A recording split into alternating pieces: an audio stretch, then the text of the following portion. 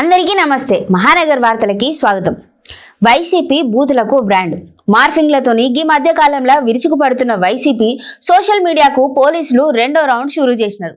అధికారంలోకి వచ్చిన కొత్తలో మొదటి రౌండ్ పూర్తి చేయడంతో చాలా మంది అజ్ఞాతంలోకి పోయినారు. జైలుకు వెళ్ళి వచ్చినా కూడా వాళ్ళు భయంతో పద్ధతిగా ఉంటున్నారు. అట్లా కాదని వైసీపీలా మరికొంతమంది బలి పశువుల్ని రెడీ చేసుకుంది.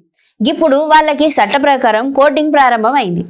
ముఖ్యమంత్రి మాట్లాడిన మాటల్ని మార్ఫింగ్ చేయడం, ఆ దగ్గర నుంచి టీడీపీ మహిళా నేతల్ని కించవరసుడు, ఏకంగా హోంమంత్రి మీదనే అసభ్య కామెంట్స్ చేసుడు, గిసొంటివన్నీ పెరిగిపోయినాయి. చూసి చూడనట్టు ఉన్న సర్కారోళ్ళు కూడా శృతిమించిపోవడంతో వేగంగానే స్పందిస్తున్నది. గట్లాంటోళ్లపైన కట్టడి చేయాలని పోలీసులకు స్పష్టమైన దిశానిర్దేశం చేసింది. ప్రత్యేక చట్టం కూడా తీసుకొత్తదట.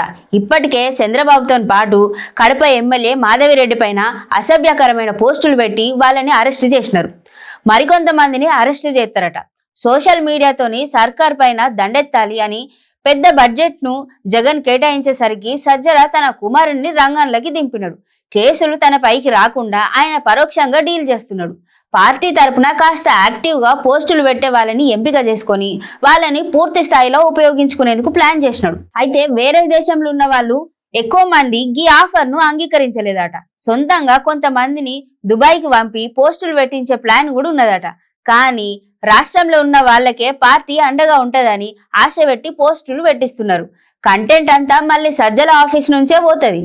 సోషల్ మీడియాలో పోస్టులు పెట్టిల్లన్న కారణంగా అరెస్ట్ చేసిల్లని అన్ని కేసుల్ని తేలిగ్గా తీసుకోలేరు. వాళ్ళు పెట్టిన పోస్ట్ ఏమిటో కూడా చట్టం చూస్తుంది.